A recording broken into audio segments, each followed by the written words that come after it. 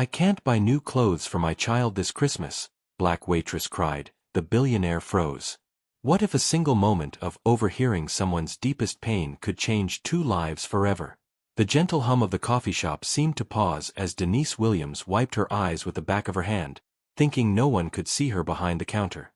At 34, she had mastered the art of carrying burdens quietly, but tonight the weight felt unbearable. Her phone call with her sister still echoed in her mind. "I can't buy new clothes for my child this Christmas." The words had slipped out in a moment of exhaustion, and now she stood there, shoulders trembling with the kind of sadness that comes from loving someone more than your own comfort. Across the nearly empty cafe, a man in an expensive coat sat frozen, his coffee growing cold. He hadn't meant to overhear, but something about the raw honesty in her voice made him unable to look away. "Where are you watching from tonight? Share with us below." The Riverside Cafe had always been Denise's refuge. For 3 years, she'd worked the evening shift, serving coffee and homemade pie to the mix of college students and professionals who wandered in seeking comfort from the December cold. She loved the work, the way her apple cinnamon pie could brighten someone's day, how regulars asked about her 7-year-old daughter Jasmine with genuine care. The job paid enough to keep their small apartment and put food on the table, but barely. James Richardson adjusted his wool coat and tried to focus on the quarterly reports spread across his table, but his eyes kept drifting to the woman behind the counter. At 41, he'd built Richardson Industries into a billion-dollar empire, yet something about this place drew him back week after week. Maybe it was Denise's warm smile when she remembered he liked his coffee black, or the way she asked elderly customers about their grandchildren while refilling their cups. Tonight felt different, though. He'd watched her step outside to take that phone call, seen her shoulders slump when she thought no one was looking. The conversation he'd overheard wasn't meant for his ears, but the pain in her voice was unmistakable. "I've been working double shifts, but Christmas is expensive, and Jasmine's growing so fast. I can't buy new clothes for my child this Christmas." The admission had come out broken, desperate. Denise returned inside, straightening her apron and forcing that practiced smile back into place. Christmas was 3 weeks away, and everywhere she looked, the world seemed dressed in abundance. Store windows gleamed with perfect families in matching sweaters. Her customers chatted about ski trips and elaborate gift lists. Meanwhile, she'd been calculating whether she could afford new shoes for Jasmine or just make the old ones last another few months. The truth was, Jasmine's school had a Christmas concert coming up, and all the children were supposed to wear red or green. Jasmine's eyes had lit up when she talked about it, describing how her friend Maya had a beautiful emerald dress picked out. Denise's heart had broken a little more each day, watching her daughter try to hide her disappointment about wearing the same faded outfit she'd worn to every special event this year. James found himself studying her movements as she cleaned tables with careful precision. There was dignity in everything she did, a quiet strength that reminded him of his own mother, who'd worked 2 jobs to keep their family afloat when he was young. Back then, he'd promised himself that someday he'd have enough money that no one he cared about would ever have to choose between necessities. Yet here he sat, watching it happen right in front of him. As the evening wore on, only a few customers remained. An elderly couple shared a piece of chocolate cake by the window, and a young man typed furiously on his laptop in the corner. The atmosphere was peaceful, but James couldn't shake the weight of what he'd witnessed. When Denise approached his table to offer a coffee refill, he noticed the slight puffiness around her eyes, the way she held herself a little too carefully, as if one wrong move might cause her to crumble. "Thank you," he said softly, and their eyes met for just a moment. In that brief connection, he saw not just her pain, but her pride, her determination to keep going despite everything. Something shifted in that moment, though neither of them could have predicted what would happen next. The next morning brought an unexpected challenge that tested Denise's resolve even further. Jasmine's teacher, Mrs. Patterson, had called with gentle but firm news. The school's Christmas concert had been moved up by a week due to scheduling conflicts. "I know it's short notice," the teacher had said apologetically, "but we wanted to give all the families time to prepare." Denise stared at the phone after hanging up, feeling the walls close in around her. 1 week. She'd been hoping for a miracle, maybe some Christmas tips that might stretch far enough to buy Jasmine something special. Now that small hope seemed impossibly far away. At the cafe that afternoon, she moved through her duties with mechanical precision, but her mind was elsewhere. When James Richardson walked through the door at his usual time, she barely managed her customary greeting. He seemed different today too, more observant, as if he was seeing the place with new eyes. "The usual?" she asked, already reaching for the coffee pot. "Actually," James paused, studying her face with kind eyes, "I was wondering about that pie. You mentioned it was homemade. Do you bake it yourself?" The question caught her off guard. In 3 years of serving him coffee, they'd never had a real conversation. "I do," she said, a genuine smile breaking through her worried expression. "My grandmother's recipe. She taught me when I was Jasmine's age." "Jasmine is your daughter?" Denise nodded, pulling out her phone to show him a picture before she could stop herself. The photo showed a beautiful little girl with bright eyes and an infectious grin, wearing a school uniform that was clean but clearly well worn. "She's 7. Smart as a whip and twice as stubborn." James smiled warmly. "She has your eyes. And your smile." Something about his genuine interest made Denise's guard drop slightly. "She's excited about her school Christmas concert. All the kids are supposed to dress up fancy, and she keeps talking about how beautiful everyone will look." The words came out before she could stop them, tinged with the sadness she'd been carrying. James's expression grew thoughtful. "That sounds wonderful. I bet she'll be the star of the show." "I hope so," Denise whispered, then caught herself. "I mean, yes, she's very talented." As the evening progressed, James found himself creating reasons to linger. He ordered dinner, then dessert, then asked for another coffee. Each time Denise came by his table, he noticed more details. The way she automatically checked on the elderly couple by the window, how she laughed with genuine delight when a customer shared good news, the careful way she counted her tips when she thought no one was watching. Around 9 o'clock, as Denise was wiping down tables, she heard a conversation at the corner booth that made her heart sink. Two mothers were discussing their children's concert outfits, casually mentioning $100 dresses and professional hair appointments. One mentioned how important it was for children to look their best at such events, so they'll have confidence and beautiful memories. If this moment touched your heart, please give the video a thumbs up. Denise felt her composure finally crack. She stepped into the back room, overwhelmed by the crushing weight of wanting to give her daughter everything but having so little to offer. What she didn't know was that James had witnessed her retreat and was quietly struggling with his own mounting need to act. The breaking point came the next evening when Jasmine called Denise at work, her young voice trembling with tears. "Mama, Mrs. Patterson asked us to bring our concert clothes tomorrow for dress rehearsal. Everyone's talking about their pretty dresses, and I told them about mine, but—" The little girl's voice dissolved into quiet sobs. Denise's heart shattered. She stepped outside into the cold December air, gripping the phone with trembling hands. "Baby, what did you tell them?" "I said I had a beautiful red dress that Grandma gave me, but that's not true, is it? I just have my old church dress, and it's not even the right color anymore. Maya said her dress has sparkles and everything." Jasmine's honesty cut deeper than any accusation could have. "Sweetheart, you are beautiful in anything you wear, and that's what matters most." "But I want to fit in, Mama. I want to feel pretty like the other girls." The innocent desire in her daughter's voice broke Denise completely.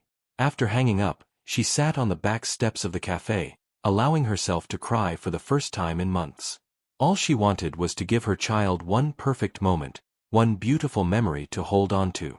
Inside, James had been waiting for his usual table when he heard the cafe door close.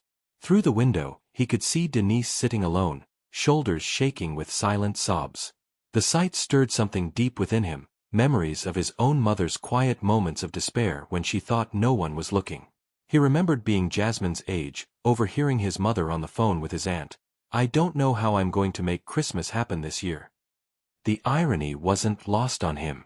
Here he was, a man who could buy anything, watching a woman who couldn't afford a simple dress for her child's special moment. But he also understood that this wasn't just about money. It was about dignity, about a mother's fierce love and her desperate wish to protect her child from disappointment. When Denise returned inside, her eyes were red, but her smile was back in place. "Sorry about that," she said quietly. "Cold air always makes my eyes water." James nodded, recognizing the small lie for what it was, a way to preserve her dignity. "Sometimes the cold gets to all of us," he said gently. As the evening wore on, James found himself thinking about his own daughter, Caroline, who lived with his ex-wife in California. At 8 years old, she had everything money could buy but rarely had his time. Their last conversation had been about a school play where she'd been given the lead role. He'd promised to fly out for it, but a board meeting had interfered. The parallel wasn't lost on him. Around closing time, as Denise was counting the register, she mentioned to her coworker that she might need to call in sick tomorrow to take Jasmine shopping, even though she couldn't afford to lose a day's pay. "Sometimes being a mama means making impossible choices," she said with tired resignation. Have you ever faced something like this? Let us know in the comments. James overheard this final admission and knew he couldn't remain a silent witness any longer. As he left that night, he carried with him the image of a little girl who just wanted to feel beautiful, and a mother who would sacrifice anything to make that happen. The next morning, James did something he hadn't done in years. He called his assistant and cleared his entire schedule. Instead of heading to the office, he drove to the small elementary school where Jasmine Williams was a student. He'd looked up the address in the phone book, feeling both nervous and determined about what he was planning. At the school office, he introduced himself to the principal, Mrs. Henderson, explaining that he was a friend of the Williams family and wanted to help with the Christmas concert. "I understand there might be some families who could use assistance with concert attire," he said carefully, not wanting to single out Jasmine specifically. Mrs. Henderson's eyes lit up with understanding and relief. "Mr. Richardson, there are actually several families struggling this year. We've been trying to set up a fund to help, but with the concert moved up, we're running out of time. What if I told you that fund could be established today?" James pulled out his checkbook. What would it take to ensure every child has something beautiful to wear? The principal's eyes widened as James wrote out a check for $5,000. This should cover dresses, shoes, and any other necessities for every child who needs them. But I have one request: this needs to be done with complete dignity. No child should know they're receiving charity. Can you arrange for a shopping trip that feels like a celebration for everyone? Meanwhile, at the cafe, Denise was living through one of the hardest days of her life. She'd called in sick, losing a day's pay she desperately needed, to take Jasmine to the department store. They'd spent an hour walking through the children's formal section, with Denise quietly calculating prices while Jasmine tried on dress after dress, her eyes growing dimmer with each price tag. "Mama, this one's really pretty," Jasmine whispered, holding up a simple red velvet dress that cost more than Denise made in 2 days. "It is beautiful, baby. Let me think about it, okay?" Denise's voice was steady, but inside she was breaking. She'd already decided they'd have to visit the thrift store one more time, hoping against hope for a miracle. Just as they were about to leave, Denise's phone rang. It was Mrs. Henderson from the school. "Mrs. Williams, I have wonderful news. An anonymous donor has established a Christmas fund for our concert. Every child gets to choose a special outfit, and it's all been taken care of. Can you and Jasmine come back to school this afternoon? We're having a special shopping party for all the families." Denise stared at the phone, certain she'd misheard. "I'm sorry, what did you say?" A very generous person wanted to make sure every child feels special for the concert. "It's completely covered, and we'd love for you and Jasmine to join us. We have personal shoppers coming in with a wonderful selection." As the news sank in, Denise felt tears streaming down her face, but this time they were tears of relief and overwhelming gratitude. Jasmine looked up at her mother with concern. "Mama, what's wrong?" "Nothing's wrong, baby. Everything's exactly right." Denise knelt down and hugged her daughter tightly. "It looks like you're going to get that beautiful dress after all." If you've been enjoying this story, subscribe to our channel for more heartwarming tales. That afternoon, as they headed back to school together, Neither Denise nor Jasmine could imagine who their mysterious benefactor might be, or that their lives were about to change in ways they'd never dreamed possible. The school gymnasium had been transformed into a magical shopping wonderland. Racks of beautiful dresses, suits, and shoes filled the space, while personal stylists helped each child find their perfect look. Jasmine's eyes went wide with wonder as she took it all in, her hand squeezing her mother's tightly. "Mama, is this real?" she whispered. "It's real, baby. Someone wanted to make Christmas extra special for all of you." As Jasmine tried on dress after dress, her joy was infectious. Other children laughed and spun around in their new outfits, and the room filled with the kind of pure happiness that money can't buy but kindness can create. Denise watched her daughter's confidence bloom with each twirl in the mirror, and she felt a gratitude so deep it took her breath away. What Denise didn't notice was the man standing quietly by the entrance, watching the scene unfold with a gentle smile. James had insisted on observing from a distance, not wanting recognition but needing to see that his plan had worked. When he saw Jasmine's radiant smile as she modeled a beautiful red dress with subtle sparkles, he felt a warmth in his chest that no business success had ever brought him. Mrs. Henderson approached him quietly. "She's beautiful, isn't she? Mrs. Williams has no idea who made this possible. Should I tell her?" "Not yet," James said softly. "Let them just enjoy this moment." The next evening was the concert, and the cafe was quieter than usual. James sat at his regular table, but Denise wasn't there. He knew she was at school, watching her daughter shine on stage, and the knowledge filled him with a peaceful satisfaction he'd never experienced before. 3 days later, when Denise returned to work, she seemed transformed.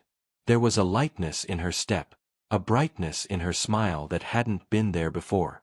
When James came in for his coffee, she greeted him with unusual warmth.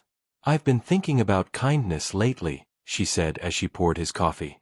"Someone did something incredible for my daughter and all her classmates. I don't know who it was, but it reminded me that there are still good people in the world who care about others."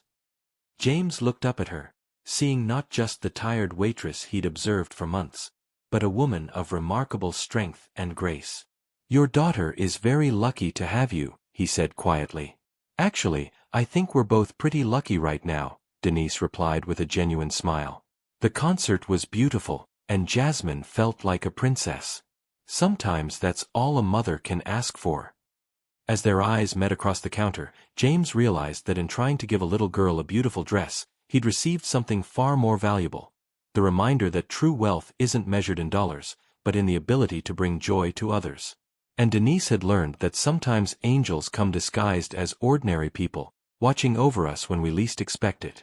The Christmas lights outside the cafe cast a warm glow through the windows, and for the first time in either of their lives, both James and Denise felt the true spirit of the season. The simple, profound joy of human kindness connecting two hearts across all the differences that seem to divide us. If you enjoyed this story, please remember to like, leave a comment with your thoughts, and subscribe for more heartwarming tales that celebrate the goodness in all of us.